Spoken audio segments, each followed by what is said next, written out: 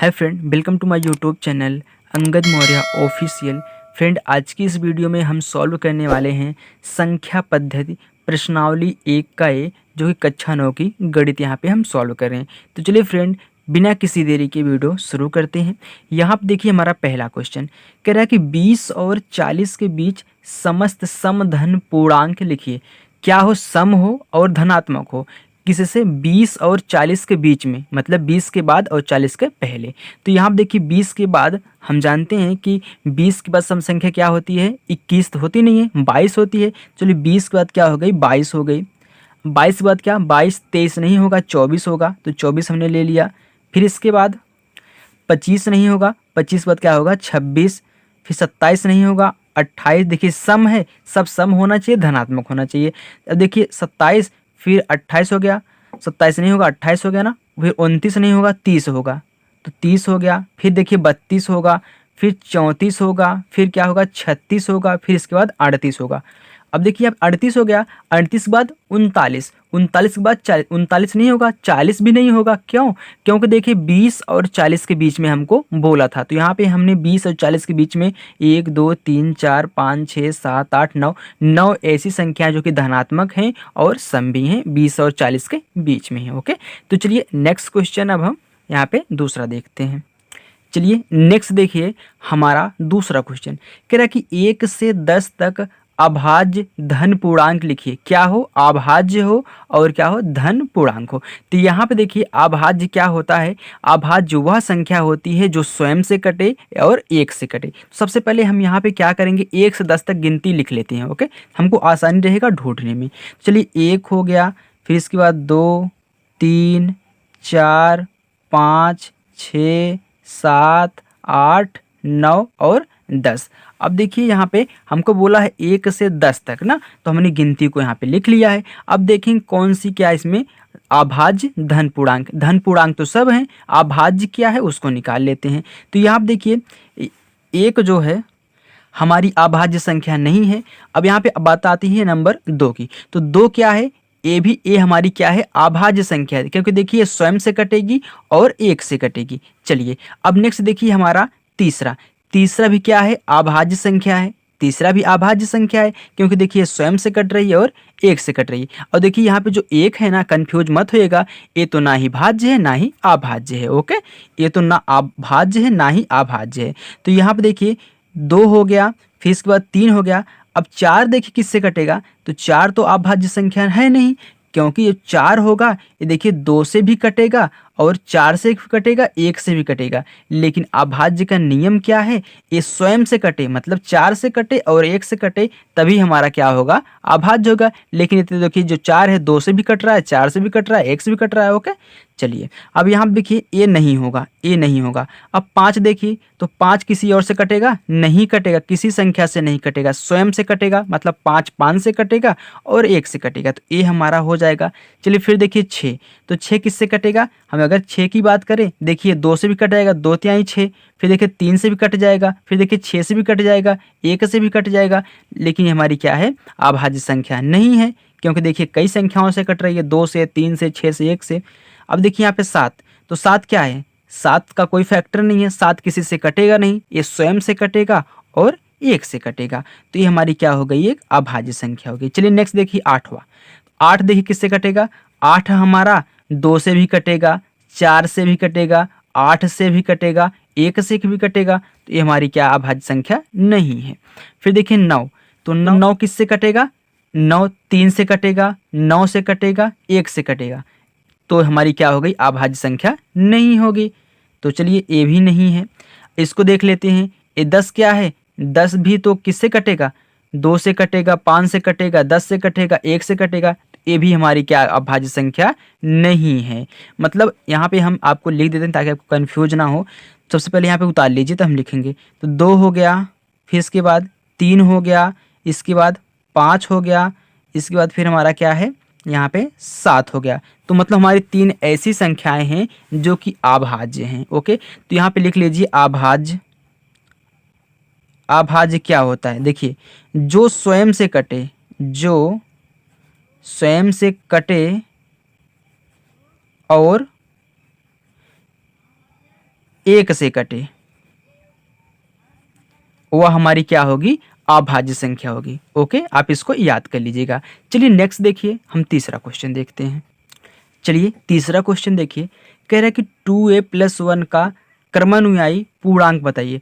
अब जब भी आपसे क्रमानुयायी किसी का पूर्णांक पूछे तो इसमें क्या करेंगे आप, 2a+1 में बस आप क्या करिए, 1 जोड़ दीजिए। तो जोड़िए, कितना आ गया, 2a, यहाँ पे प्लस का 2 आ गया, यही हमारा क्या हो गया, इसका क्रमानुयायी पूर्णांक हो गया। बस उसमें आपको क्या करना है, 1 जोड़ना है। तो चलिए नेक्स्ट क्वेश्चन अब देखते हैं हम। चलिए चौथा क्वेश्चन देखिए, दिया है, कह रहा है कि 2/3 का योगात्मक प्रतिलोम ज्ञात कीजिए। अब देखिए इसका योगात्मक प्रतिलोम ज्ञात करने की पूछ रहा है। देखिए योगात्मक प्रतिलोम क्या होता है, योगात्मक प्रतिलोम अगर आपको कोई संख्या प्लस में दी हुई है, बस उसी संख्या का चिन्ह आप क्या करिए, माइनस कर दीजिए। ए आपका योगात्मक प्रतिलोम हो गया। अगर ये माइनस में दिया है तो आप इसका चिन्ह, मतलब डाटा सेम रहेगा, जो संख्या दी रहेगी वह सेम रहेगी, लेकिन अगर वो प्लस में है तो उसको माइनस कर दीजिए, अगर वो माइनस में उसको प्लस कर दीजिए। बस यही आपका योगात्मक प्रतिलोम हो जाएगा। तो यहाँ पे संख्या क्या दी हुई है, संख्या 2/3 दी हुई है ना। अब इसका योगात्मक प्रतिलोम हमको पूछा है, तो यहाँ पे संख्या क्या है, प्लस में है कि माइनस में है, तो यहाँ पे तो प्लस में है, हम बस इसी का क्या करेंगे, यहाँ पे माइनस कर देंगे। ठीक, इसकी ये जो हमारी संख्या दी हुई है इसको हम क्या करेंगे, माइनस कर देंगे। चलिए योगात्मक प्रतिलोम क्या हो जाएगा, यहाँ पे प्लस में है तो -2/3, और यही हमारा क्या हो गया, -2/3, 2/3 का योगात्मक प्रतिलोम होगा। ठीक, जब भी आपको योगात्मक प्रतिलोम पूछे तो आप उसको चिन्ह को चेंज कर दीजिए, मतलब विपरीत कर दीजिए, प्लस है तो माइनस, माइनस है तो प्लस। ओके, चलिए नेक्स्ट क्वेश्चन देखते हैं। चलिए देखिए पांचवा क्वेश्चन दिया है, -5 का गुणात्मक प्रतिलोम लिखिए। अब देखिए यहाँ पे पहले वाले में क्या पूछा था, पहले वाले में योगात्मक प्रतिलोम पूछा था, अब पूछ रहा है गुणात्मक प्रतिलोम। तो गुणात्मक प्रतिलोम क्या होता है, यहाँ पे समझ लीजिए, गुणात्मक प्रतिलोम। ओके, पहले से आप समझ लेंगे तो आप क्वेश्चन को अच्छे से सॉल्व कर पाएंगे। चलिए मान लेते हैं अगर कोई संख्या a है, अगर इसका गुणात्मक प्रतिलोम पूछ रहा है, बस इसी को उल्टा कर दीजिए। तो उल्टा कैसे करेंगे, अगर सिंपल में ऐसी संख्या लिखी है तो इसके नीचे 1 लिखा रहता है, लेकिन आपको दिखाई नहीं देगा, आपको समझना पड़ेगा कि हाँ यह संख्या इसके नीचे 1 लिखी है। तो बस इसी को पलट दीजिए, तो कितना जाएगा, 1/a हो जाएगा। यही क्या हो गया, गुणात्मक प्रतिलोम हो गया। जिस संख्या आपको 5 दिया है ना, तो हम जानते हैं इसके नीचे 1 लिखा है, बस इसी को 1/5 कर दीजिए। अगर यहाँ पे 1/5 दिया है तो इसको पलट दीजिए, सिर्फ 5 कर दीजिए, तो ये क्या हो गया, गुणात्मक प्रतिलोम हो गया। ओके, चलिए अब देखिए यहाँ पे कितना दिया है, -5 दिया है ना, -5 दिया है तो हमको माइनस और प्लस इससे मतलब नहीं है। अगर माइनस दिया है तो हम माइनस लगाएंगे, हमको बस क्या करना है, जो संख्या दी हुई है उसको पलट देना है। तो पलटना कैसे है, यहाँ पे देखिए जब हम गुणात्मक प्रतिलोम निकालेंगे तो यहाँ पे लिख लीजिए गुणात्मक प्रतिलोम, गुणात्मक प्रतिलोम थोड़ा अच्छा लगेगा। ठीक, गुणात्मक प्रतिलोम। अब देखिए माइनस है तो माइनस लगा दीजिए। ओके, अब संख्या 5 है ना, इसको 1/5 कर दीजिए, यही क्या हो गया, आपका गुणात्मक प्रतिलोम हो गया। यहाँ पे देखिए मैंने बताया है, देखिए अगर माइनस है तो माइनस लगाइए, उससे हमसे मतलब नहीं है, बस हमको संख्या क्या करना है, पलटना है। ओके, चलिए नेक्स्ट देखिए हमारा छठा क्वेश्चन। चलिए देखिए छठा क्वेश्चन दिया है p+q। देखिए एक क्या है, अलग संख्या है, p-q एक क्या है, अलग संख्या, मतलब दो संख्याएं हमको दी हुई हैं, एक p+ का q है, एक p- का q है। के योगात्मक प्रतिलोम लिखिए। तो अभी हमने आपको समझाया था कि योगात्मक प्रतिलोम क्या होता है, वही जो प्लस रहता है तो हम माइनस कर देते हैं, जो माइनस रहता है हम क्या करते हैं, प्लस कर देते हैं, मतलब चिन्ह चेंज करना ही हमारा क्या है, योगात्मक प्रतिलोम है। ओके, चलिए अब देखिए ये संख्या क्या है, अगर सिंपली हम ऐसी संख्या को p+q लिखें, ठीक, कोष्टक में p+ का q लिखें, ये संख्या क्या है, धनात्मक है ना, इसका हम का योगात्मक प्रतिलोम जब ज्ञात करेंगे, योगात्मक प्रतिलोम, ओके, जब इसका हम योगात्मक प्रतिलोम निकालेंगे तो ये देखिए प्लस में है ना, तो माइनस लिखेंगे, फिर यहाँ पे कोष्टक में p+ का q लिख दीजिए, ये क्या हो गया, इसका योगात्मक प्रतिलोम हो गया। ओके, अब फिर यहाँ पे क्या दिया है, p- का q दिया है, तो ये भी संख्या यहाँ पे प्लस में है, संख्या प्लस में है, तो यहाँ पे लिखेंगे का योगात्मक प्रतिलोम, का योगात्मक प्रतिलोम क्या हो जाएगा, माइनस पी माइनस का क्यू हो जाएगा। बस बाहर माइनस लगा दीजिए, सेम संख्या लिख दीजिए, ये हमारा आंसर हो गया, इसका योगात्मक प्रतिलोम हो गया। ओके, तो चलिए नेक्स्ट क्वेश्चन देखते हैं। चलिए 7वां क्वेश्चन देखिए, दिया है यक्स के किस मान के लिए 5 गुणे 3 गुणे 2, देखिए कोष्टक में है बराबर, फिर 5 गुणे 3 फिर गुणे यक्स कथन सत्य है, मतलब यक्स का मान क्या है वो हमको निकालना है। तो सबसे पहले यहाँ पे जो संख्या दी हुई है आपको, जो आपको यहाँ पे समीकरण की तरह बना के दिया हुआ है, आप इसको लिख लीजिए। तो क्या है 5 गुणे 3 गुणे 2 बराबर, फिर 5 गुणे 3 है, फिर गुणे क्या है यक्स है। अब यहाँ पे क्या दिया है 5 गुणे 3 है ना, तो आप इधर भी 5 गुणे 3 बना लीजिए, आपको दिक्कत क्या है क्योंकि सब तो गुणा में दिया हुआ है। चलिए तो यहाँ पे हम 5 गुणे 3 कर लेते हैं ना, तो 5 गुणे क्या हो गया 3 हो गया, फिर गुणे कितना 2, कोई फर्क पड़ा, कोई फर्क नहीं पड़ेगा क्योंकि संख्याएं आपस में गुणा की हुई हैं, आप इनको इधर से उधर लिख सकते हैं। फिर देखिए बराबर, यहाँ पे 5 गुणे 3 गुणे कितना यक्स। ठीक, देखिए एक तरीके से समझिए, यहाँ पे 5 गुणे 3 बराबर है ना, तो क्या हम यक्स बराबर 2 लिख सकते हैं, लेकिन हो सकता है कि गलत हो जाए, लेकिन आप ऐसे मत करिए। देखिए यहाँ पे यक्स का मान कैसे निकाल सकते हैं, यहाँ पे देखिए 5 गुणे 3 है ना, इधर 5 गुणे 3 है ना, तो आप इसको काट भी सकते हैं, तो यक्स बराबर क्या आ जाएगा हमारा 2 आ जाएगा। आप उधर काट भी दीजिए, एक्स बराबर 2 आएगा, लेकिन अगर ऐसे आप सेट कर रहे हैं तब भी आपका एक्स बराबर 2 ही आ रहा है। ओके, तो चलिए आई होप समझ में आ गया होगा आपको। चलिए नेक्स्ट क्वेश्चन हम 8वां करते हैं। ओके, चलिए 8वां क्वेश्चन देखिए, दिया है पूर्णांकों में ऐसी कौन सी संख्या है जो स्वयं की योज्य प्रतिलोम है। अब देखिए पूछा है कौन सी ऐसी संख्या जो स्वयं की योज्य प्रतिलोम होगी। देखिए अगर आप 0 का योज्य प्रतिलोम ज्ञात करेंगे, देखिए वो स्वयं की 0 ही होगी, 0 का योज्य प्रतिलोम 0 होगा। तो यहाँ पे देखिए आपको याद करना पड़ेगा डायरेक्ट कि शून्य ऐसी संख्या है, शून्य ऐसी संख्या है जो स्वयं की क्या है योज्य प्रतिलोम है। ओके, तो चलिए फ्रेंड नेक्स्ट क्वेश्चन हमारा 9वां। चलिए 9वां क्वेश्चन देखिए, दिया है यदि a एक समधन पूर्णांक है तो बताइए कि संख्या a-1 a+1 सम है अथवा विषम। अब इनको बताना है कि यदि a क्या है, a अगर सम है तो हमको बताना है कि ये जो दोनों संख्याएं आपको दी हुई हैं a-1 a+1 ये सम होंगी अथवा विषम होंगी। चलिए हम अगर यहाँ पे हम जब a सम है तो सम क्या हो सकता है, 2 भी हो सकता है, 4 6 8 10, मतलब एक के बाद एक ना, 2 जिसमें 2 का भाग जब वही सम संख्या होती है, हमने सम संख्या 2 4 ले ली है यहाँ पे। तो देखिए अब इसमें से हम क्या करेंगे, एक को घटाएंगे, हम पहले वाले को चेक कर रहे हैं, यहाँ पे हम पहले वाले को a-1 वाले को चेक कर रहे हैं। तो यहाँ पे a है ना, चलिए a को हम 2 ले लेते हैं, a को 2 ले लीजिए। यहाँ पे अगर हम 2 रखेंगे फिर 2 माइनस का 1 करेंगे, 2 माइनस का 1 करेंगे ना, तो कितना आएगा 1।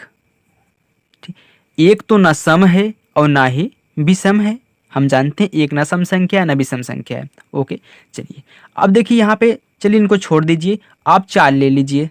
तो अगर आप यहाँ पे 4 ले रहे हैं तो यहाँ पे 4 में से 1 घटाएंगे, तो 1 घटाएंगे कितना आएगा 3 आएगा, ये तो विषम आ रहा है। चलिए 6 ले लीजिए, तो 6 में से 1 घटा दीजिए 5, ये भी विषम आ रहा है। चलिए 8 ले लीजिए, तो 8 में से 1 घटा दीजिए 7, मतलब विषम संख्याएं आएंगी यदि आप सम संख्याओं में से 1 घटाएंगे। तो a-1 हमारी क्या हो गई, विषम संख्या हो गई, विषम संख्या हो गई ना। चलिए अब दूसरे वाले को चेक कर लीजिए, दूसरा हम यहाँ पे a+1 ले रहे हैं, तो a सम संख्या है, तो चलिए 2 ले लेते हैं। चलिए 2 ले लीजिए और 2 में 1 जोड़ दीजिए, कितना आ रहा है 3 आ रहा है, ये तो विषम आ गया। 4 ले लीजिए, तो 4 + 1 बराबर कितना 5 आ रहा है, देखिए ये भी विषम संख्या आ रही है। 6 ले लीजिए, तो 6 में से 1 जोड़िए, तो यहाँ पे कितना आ गया 7 आ गया। 8 ले लीजिए, 8 में 1 जोड़िए 9 आ जा रहा है, मतलब अगर सम संख्या में हम 1 घटाएंगे तब भी हमारी क्या आएंगी, विषम संख्याएं आएंगी ना। तो ये भी क्या हो गया a+1 विषम संख्या हो गई। विषम संख्या हो गई तो जो ये पूछा था हमसे कि a-1 a+1 सम है अथवा विषम, तो दोनों ही हमारी क्या है, विषम है।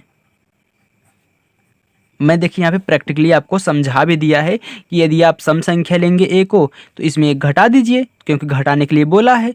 तब भी देखिए यहाँ पे एक आएगा तो एक तो ना सम होती है ना विषम होती। चलिए इसको छोड़ के दूसरा कोई लेकर ट्राई कर लीजिए। तो ऐसे ही आप ट्राई कर लेंगे तो आपका आंसर अपने आप प्रूफ हो जाएगा। ओके, चलिए नेक्स्ट क्वेश्चन। चलिए देखिए यहाँ पे अपना 10वां क्वेश्चन कह रहा है कि संख्या रेखा पर 5 और 7 का योग लिखिए। तो चलिए यहाँ पे हम एक संख्या रेखा खींच लेते हैं, क्योंकि संख्या रेखा पर हमको इन दोनों का योग दर्शाना है। ओके, चलिए तो हमने यहाँ पे एक संख्या रेखा ले ली है। तो बीच में क्या होता है, यहाँ पे दोनों संख्याएं क्या दी हुई, धनात्मक दी हुई है ना। तो हम जानते हैं कि हमारा जो बाईं तरफ संख्याएं लिखी जाएंगी, तो बाईं तरफ क्या लिखी जाएंगी, माइनस में लिखी जाएंगी।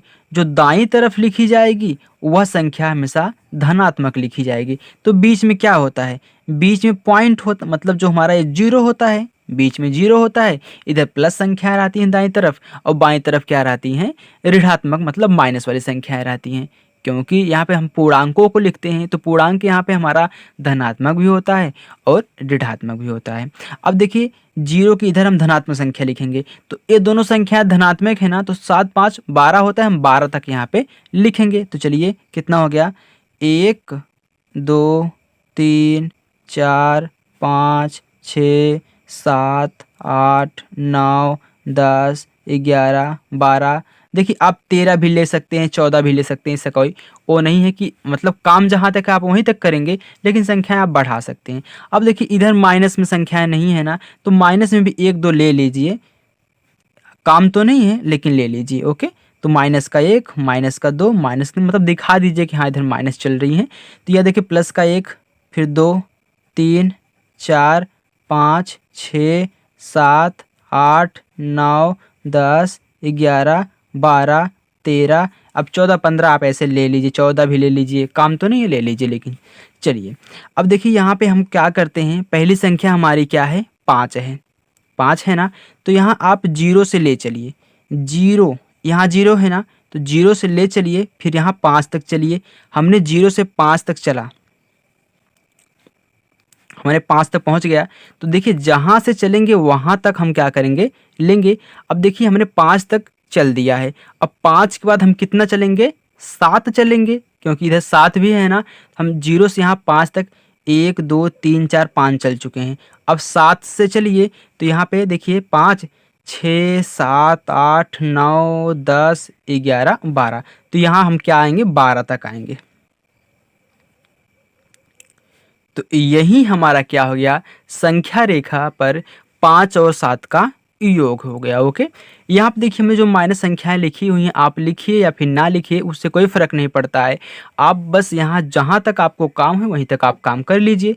अगर एकाक संख्या यहाँ पे बढ़ा लिए हैं तो उसका कोई मतलब नहीं है। ओके, चलिए अब यहाँ पे हम लिख देते हैं कि यह 5 + 7 = 12 को निरूपित करता है या फिर दर्शाता है। ठीक, निरूपित करता है।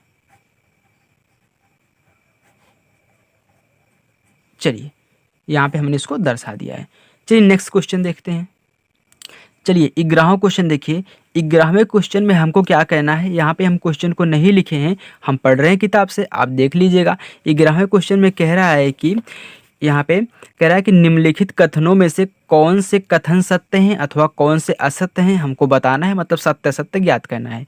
तो यहाँ पे ए दिया हुआ है, ए का क्वेश्चन है, ए का कहना है कि 2 धन अभाज्य पूर्णांकों का गुणन सदैव अभाज्य होता है।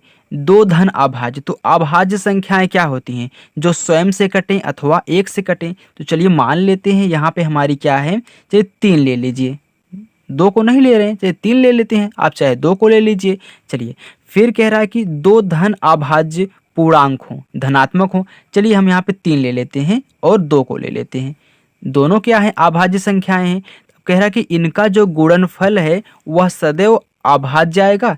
चलिए गुणा करिए, तो यहाँ पे 3 दूनी 6 हो गया। अब 6 तो हम जानते हैं ये 2 से भी कटेगा और 3 से भी कटेगा, 6 से भी कटेगा, 1 से भी कटेगा। ये तो हमारी क्या आ गई, भाज्य संख्या आ गई। ओके, चलिए अब यहाँ पे फिर हम कोई और संख्या ले लेते हैं, आजमा लीजिए आपको कहा जा रहा है यहाँ पे।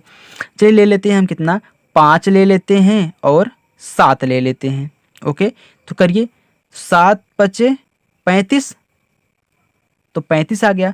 देखिए 35 यहाँ पे 7 से भी कट रहा है, 5 से भी कट रहा है, ये भी हमारा क्या होगा, अभाज्य संख्या नहीं होगी। चलिए हम 7 ले लेते हैं और यहाँ पे आप ले लीजिए 11 ले लीजिए। 11 भी स्वयं से कटेगा, 1 से कटेगा, तो 11 सते कितना हो गया यहाँ पे 77। तो लेकिन ये भी देखिए 7 से कटेगा, 11 से कटेगा, मतलब ये जो कह रहा है कि सदैव अभाज्य संख्या होती है, ये कथन क्या है, असत्य है। तो ये तो देखो भाज्य हो रही है ना, अभाज्य तो हो नहीं रही है। अभाज्य वह संख्या होती है जो स्वयं से कटे और 1 से कटे, मतलब खुद से कटे और 1 से कटे। लेकिन ये तो 7 से कट रही है, 11 से, ये 5 से, 7 से, ना कि स्वयं से कट रही है, 1 से कट रही है। ओके, ये हमारी क्या हो जाएगी, जो पहला ऑप्शन है ये असत्य हो जाएगा। चलिए नेक्स्ट देख लेते हैं हम बी। तो बी देखिए, बी क्या बोल रहा है, कह रहा है कि 2 धन अभाज्य पूर्णांकों का योग सदैव अभाज्य होता है। अब देखिए यहाँ पे गुणा करने के लिए पूछ रहा था, अब यहाँ पे कह रहा है कि इनको जोड़िए, देखिए क्या अभाज्य संख्या आती है, लेकिन इसमें भी बोल रहा है कि सदैव आती है। चलिए देख लेते हैं, तो 2 3 ले लीजिए, तो 2 + 3 बराबर कितना हो गया, 5 हो गया। हाँ ये तो भैया आ गई अभाज्य संख्या, क्योंकि ये स्वयं से कटेगा, 1 से कटेगा। चलिए अब ले लेते हैं हम कितना, 3 ले लीजिए और 5 ले लीजिए, तो 5 3 कितना हो गया, 8। ओह ये तो गलत हो गया, ये तो हमारा क्या आ गया, 8 आ गया। हम 8 जानते हैं, ये 2 से कटेगा और 4 से कटेगा और 8 से भी कटेगा, 1 से कटेगा, ये तो भाज्य संख्या आ गई। चलिए नेक्स्ट देख लेते हैं, हम यहाँ पे ले लीजिए 5 और आप चाहे हाँ 5 ले लीजिए और 7 भी ले लीजिए, तो कितना, 7 5 कितना हो गया, 12 हो गया। तो 12 भी देखिए कितने से कट रहा है, 2 से, 6 से, 12 से, 3 से भी कट रहा है, तो ये भी हमारी भाज्य संख्या हो गई। चलिए एक और ले लीजिए, यहाँ पे आप ले लीजिए 7 ले लीजिए और 11 ले लीजिए, दोनों क्या हैं, अभाज्य संख्या हैं। तो 11 7 कितना हो गया, 18 हो गया। नहीं, ये फॉलो नहीं हो रहा। देखिए हमेशा नहीं हो सकती, कभी कभी हो सकती है, क्योंकि यहाँ पे देखिए एक बार आ चुका है, लेकिन इसके बाद क्या आ रही हैं, सब भाज्य संख्या आ रही हैं। तो मतलब ये भी कथन हमारा बी वाला क्या हो गया, असत्य हो गया। जो कह रहा कि सदैव होती है, तो सदैव नहीं होती है, मतलब बोला कि हमेशा होती है, लेकिन यहाँ पे हमेशा नहीं हो रहा है, इसलिए यह कथन क्या हो गया, असत्य हो गया। चलिए नेक्स्ट देख लेते हैं। चलिए सी ऑप्शन में कह रहा है, यहाँ पे कह रहा है कि यदि ए और बी कोई 2 ऋण पूर्णांक हो, मतलब दोनों ऋणात्मक संख्या हो, फिर कह रहा है कि हाँ ऋण पूर्णांक हो, तब a + b, तो a + b क्या होगा, सदैव एक ऋण पूर्णांक आएगा। मतलब a और प्लस, मतलब दोनों को जोड़ने पर जो दो संख्याएं हम लेंगे यहाँ पे, अगर दोनों ऋणात्मक हैं और दोनों संख्याओं को हम जोड़ें तो क्या हमेशा ऋणात्मक संख्या होगी। चलिए देख लेते हैं यहाँ पे, तो ले लीजिए कोई, यहाँ पे ले लेते हैं, मान लीजिए -2 फिर -3 ले लीजिए। अब देखिए इनको जोड़िए, तो जोड़ेंगे कितना हो जाएगा, -6 होगा। हाँ आ रही है।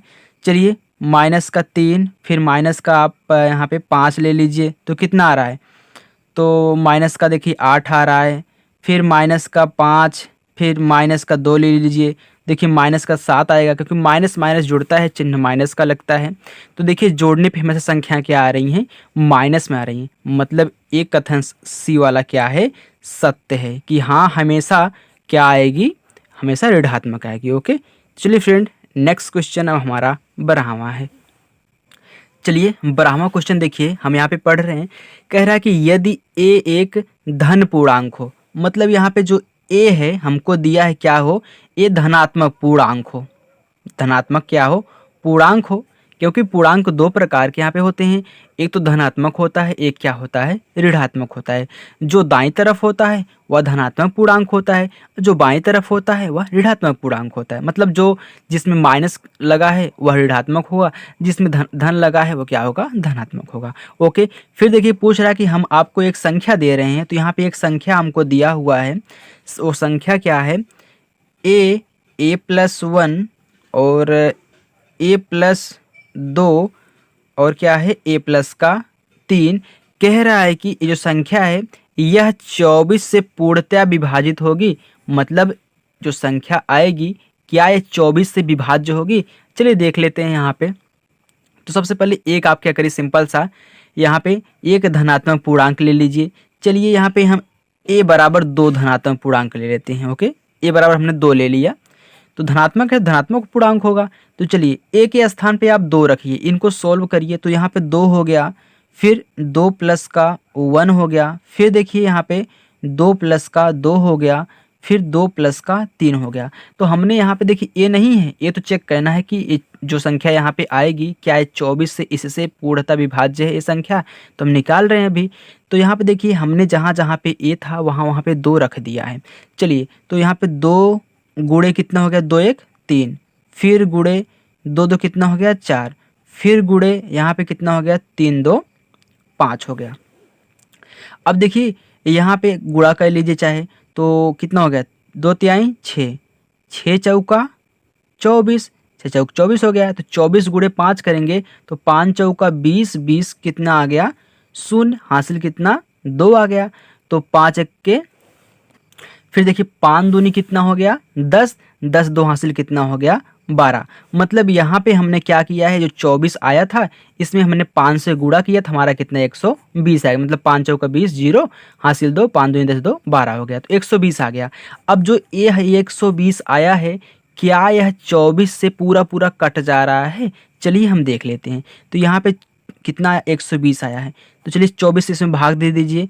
तो 24 1 के 24, देखिए 24 1 के 24, 24 पंचे कितना होता है 120। देखिए पूर्णतः क्या कर यहाँ पे कट रहा है ना, पूरा पूरा कट जा रहा है 24 से।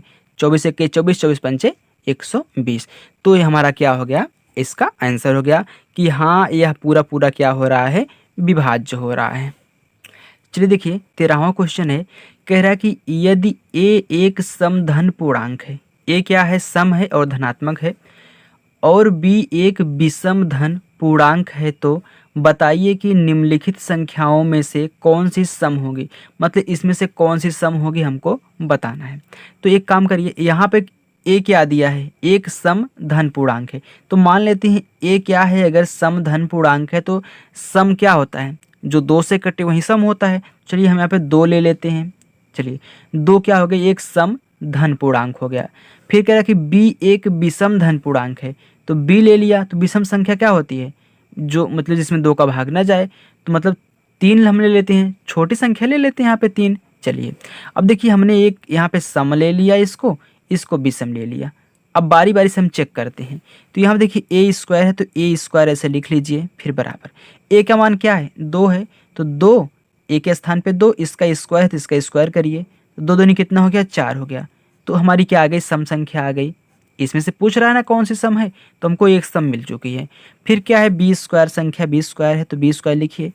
बी का मान 3 है, तो 3 इसका स्क्वायर तो इसका स्क्वायर बराबर 3 त्रिक का 9। तो ए क्या है, विषम संख्या है। चलिए ए हमारी विषम संख्या हो गई। ओके, चलिए अब नेक्स्ट हमारा क्या है, ए प्लस बी। तो ए प्लस बी, ए क्या है 2, तो 2 फिर प्लस, बी क्या है 3, 3 हो गया, 3 2 5, ये तो विषम आ गया। चलिए फिर क्या है a इंटू बी, तो a क्या है 2 इंटू बी क्या है 3, तो 3 दूनी 6, ए हमारा सम हो गया। चलिए अब नेक्स्ट हमारा क्या है, a प्लस 1 है। चलिए a के स्थान पे क्या है 2 है, फिर कोष्टक में फिर a है तो 2, फिर प्लस का 1 बराबर 2 गुणे 2 1 कितना हो गया 3, तो 3 दूनी 6, ए हमारा क्या हो गया सम संख्या हो गई। चलिए अब नेक्स्ट देख लीजिए आगे, b प्लस का 1 है, तो b का मान कितना है 3 है, हमने यहाँ पे लिया है। फिर b है तो 3 प्लस का 1 बराबर, तो 3 गुणे 3 एक कितना हो गया 4। देखिए जहाँ पे कुछ नहीं रहता है ना, दो संख्याएं लिखी हुई हैं, जहाँ पे कोई चिन्ह नहीं है वहाँ पे गुणा का चिन्ह रहता है। तो इन दोनों के बीच में कोई चिन्ह नहीं था, इसलिए यहाँ पे गुणा का चिन्ह है। ओके, तो 4 तय कितना हो गया 12। ये भी हमारा क्या है सम संख्या है। तो यहाँ पे सम ही पूछ रहा था, तो हमारी सम संख्या कौन कौन सी आई हैं, एक तो ए स्क्वायर है, फिर a इंटू बी है, फिर a प्लस वन और b प्लस वन। तो यहाँ पे लिखेंगे सम संख्याएं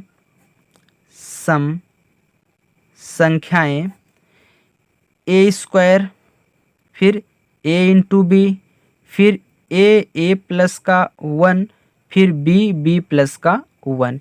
ये हमारी क्या है, सम संख्याएं हैं। ओके, तो चलिए फ्रेंड नेक्स्ट क्वेश्चन हमारा, चलिए 14वां क्वेश्चन है। कह रहा है कि धन पूर्णांक के किन गुणधर्मों के अंतर्गत निम्नलिखित कथन सत्य है। तो यहाँ पे हमको प्रश्न दिया गया है, हमारा ए है 3 गुणे, फिर इसके बाद कोष्टक में 8 प्लस का 7 बराबर दिया है 3 गुणे 8 फिर प्लस 3 गुणे 7, मतलब इसका इसमें गुणा फिर प्लस इसका इसमें गुणा। तो देखिए ये जो हमारा पहला क्वेश्चन, यह हमारा योग पर गुणा के वितरण नियम पर सत्य है। ठीक, वितरण नियम पर क्या है, सत्य है। तो वितरण का नियम होता क्या है, यहाँ पे इसे हम ले लेते हैं a इंटू बी प्लस का c।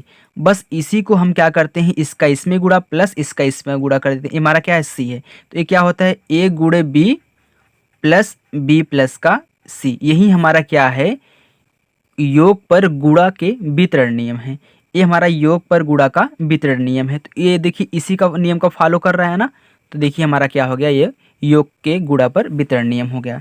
देखिए अगर आपने इसको नहीं पढ़ा है तो हमने पढ़ाया हुआ है, प्लेलिस्ट में है, मैंने अलग से बताया हुआ है, तो आप वहाँ पे जाके देख लेंगे तो आपको अच्छे समझ में यहाँ पे आ जाएगा। ओके, चलिए अब नेक्स्ट देखिए हमारा बी वाला क्वेश्चन है। कह रहा है कि 3 प्लस फिर 5 प्लस 9 कोष्टक में है, फिर बराबर क्या किया है, 3 प्लस 5 कर दिया है और प्लस 9 को बाहर कर दिया है। तो ये जो नियम है यह योग का साहचर्य नियम पर सत्य है। ओके, तो योग का साहचर्य नियम होता क्या है, इसे दिया है a प्लस बी प्लस सी। तो एक बार यहाँ पे a को b के साथ और c को बाहर निकाल दीजिए, तो क्या हो जाएगा a प्लस बी फिर प्लस का c। यही क्या है, योग का ये साहचर्य नियम होता है। तो यही हमारा क्या है, यहाँ पे फॉलो कर रहा है। ओके, चलिए नेक्स्ट हमारा सी वाला देख लीजिए। तो सी वाले में यहाँ पे दिया हुआ है 3 गुणे 2 बराबर 2 गुणे 3। अब देखिए ये जो हमारा है यह किस नियम पर फॉलो कर रहा है, यह गुणन के क्रम विनिमय नियम पर सत्य है। ठीक, विनिमय नियम पर क्या है, सत्य है। यह जो गुणा का क्रम विनिमय नियम का पालन कर रहा है। ओके, तो क्या होता है, इसे a गुणे b है, इसी को पलट के b गुणे a कर देते हैं। ये हमारा क्या है, गुणन का क्रम विनिमय नियम होता है। ओके, चलिए नेक्स्ट डी देख लीजिए। जो हमारा डी क्या दिया है, 3 गुणे 5 बराबर a गुणे 5, तो a बराबर क्या, 3। देखिए a किस नियम का पालन कर रहा है, यह निरसन नियम का पालन कर रहा है। क्या, निरसन नियम के अंतर्गत क्या है, ये सत्य है। तो आप जाइए प्लेलिस्ट में, हमने अच्छे से पढ़ाया हुआ है, आप वहाँ पे सभी नियमों को देख सकते हैं और आपको देखने के बाद एक जो क्वेश्चन है अच्छे समझ में और आ जाएगा। ओके, आप और भी कॉन्फिडेंस के साथ इसको रट लेंगे। तो चलिए नेक्स्ट प्रश्न हमारा 15वां। चलिए देखिए हमारा 15वां क्वेश्चन कह रहा है कि संख्या रेखा पर -5, -2, 0, 1, 2, 5 को दर्शाइए। तो हम जानते हैं कि हमारा यहाँ जो हमारा बाईं तरफ की संख्याएं होती हैं वह क्या होती हैं, ऋणात्मक होती हैं, और दाईं तरफ की जो संख्याएं क्या होती हैं, धनात्मक, मतलब इधर ऋणात्मक पूर्णांक इधर धनात्मक पूर्णांक, लेकिन बीच में एक होता है जीरो। जीरो की इधर क्या होंगी, बाईं तरफ ऋणात्मक और इधर दाईं तरफ धनात्मक होंगी। चलिए तो क्या हो गया, 1, 2, 3, 4, 5, यहाँ 6 तक ले सकते हैं। 1, 2, 3, 4, 5, 6 ले लीजिए। हमने देखिए ऐसा 6 तक क्यों ले लिया, 5 तक क्यों लिया, क्योंकि देखिए यहाँ पर -5 तक है, माइनस में यहाँ मैक्सिमम क्या है +5 तक है। ओके चलिए अब देखिए यहाँ पे लिखिए तो 1 2 3 4 5 6, यहाँ पे -1 -2 -3 -4 -5 -6। चलिए अब दूसरा हम पेन यूज कर रहे हैं। यहाँ पे देखिए -5 कहाँ पे है, तो -5 यहाँ पे है, तो इसको पॉइंट कर दीजिए ऐसे। फिर क्या है -2 यहाँ पे है, 0 0 तो यहीं पे है, 1 1 यहाँ पे है, 2 2 यहाँ पे है, 5 कहाँ पे है, यहाँ पे है। तो चलिए इनको हम नाम दे देते हैं। नाम कैसे, चलिए हम जो हमारा ये 0 है इसको हम O नाम दे देते हैं। फिर इसके बाद हमारा जो 1 है इसको हम P नाम दे देते हैं। जो हमारा 2 है इसको आप क्या करिए Q नाम दे दीजिए, OPQ ऐसे चलिए ना, OPQ इधर कितना R हो गया, OPQR इधर प्लस की तरफ ले लिया। चलिए अब यहाँ पे देखिए क्या है, -2 है ना, तो -2 को यहाँ पे आप अलग से A ले लीजिए। अब देखिए इधर -2 था, हमने यहाँ पे A ले लिया। अब यहाँ पे -5 इधर हम यहाँ पे B ले लेते हैं। ओके इधर A इधर B इधर OPQR ले लिए। तो चलिए आई होप फ्रेंड ये वीडियो आपको पसंद आई होगी। फ्रेंड यदि वीडियो पसंद आई हो तो वीडियो को लाइक करिए। जो लोग चैनल पर नए हैं, वीडियो को पहली बार देख रहे हैं, तो चैनल को जरूर सब्सक्राइब कर लेंगे, क्योंकि मैं ये चैप्टर बहुत अच्छे तरीके से पढ़ाने वाला हूँ। ओके चलिए फ्रेंड मिलते हैं नेक्स्ट वीडियो में, तब तक के लिए bye bye, take care, thank you.